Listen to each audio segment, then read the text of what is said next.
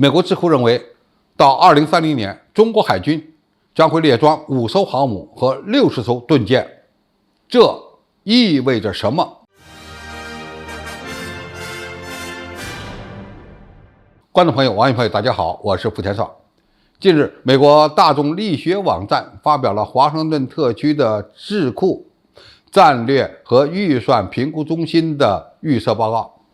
在这份报告中，美国专家认为，到2030年，中国海军主战舰艇的排水量将会再翻一番，整体实力几乎对太平洋地区的美军实现弯道超车。他们这种说法有道理吗？在这份报告中，美国专家假设中国的国防开支每年增加 3%， 并坚持重点发展中国人民解放军海军。那么中国军舰的总重量将从当今的130万吨增加到大约200万吨。到那时，中国海军可能拥有5艘航空母舰和60艘巡洋舰和驱逐舰。相比较而言，美国海军在太平洋地区只拥有6艘航空母舰以及5艘巡洋舰和驱逐舰。当然，他们还拥有8艘核动力的弹道导弹核潜艇。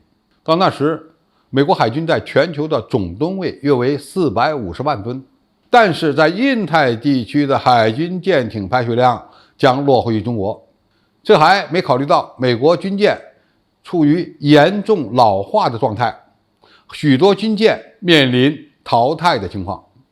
美国智库的咨询小组负责人克雷格·胡柏生，这5艘航空母舰如果生产出来并列装，不仅将面对美国航母，还将面对日本和韩国的航母，这将会改变亚太地区海上力量的对比平衡。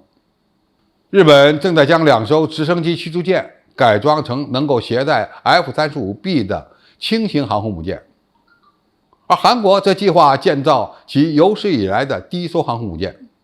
英国和法国共有3艘航母，正计划扩大其在太平洋地区的存在，并可能在与中国发生冲突时将其部署到亚洲。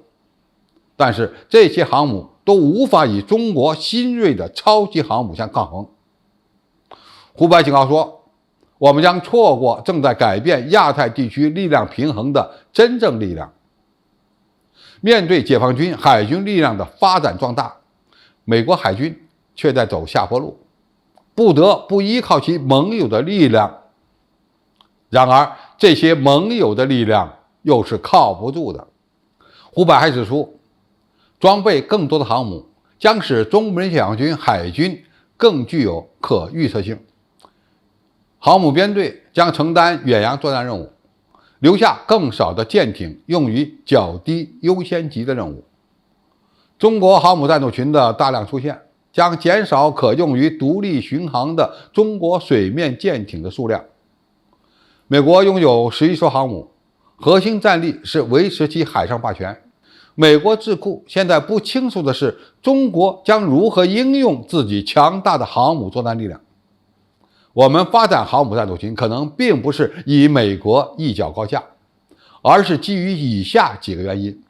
首先，发展航母战斗群是中美整体战略竞争的需要。这里所说的竞争不一定是打仗，而是一种力量的宣示。中国实力强大后，必然会拥有更大的威慑能力。第二，中国发展航母战斗群是完成统一大业的需要，因为航母战斗群是解放军在台湾东部海面，也就是太平洋方向建立战略防御纵深的关键，也是阻止美军武力干涉台海事务的关键。第三，发展航母战斗群是中国维护海外利益的需要。中国现在是全球最大的贸易国，也是全球化的最大受益者。我们必须依赖自己的军事力量来保护我们的经济发展成果，维护基于中国利益的国际秩序。中国不一定要建海外军事基地，但是有了更多的航母战斗群，就可以威慑那些宵小，维护日益增长的我国的海洋利益。总体来看，美国海军拥有450万吨的总排水量，仍然在短时间内处于世界第一。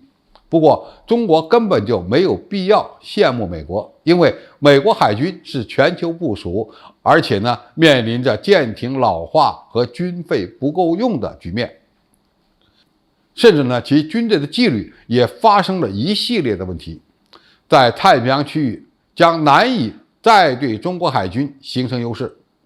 这对于全球战略格局而言，同样是一场巨变。好，今天的评述就到这里，谢谢大家收看，我们下期再见。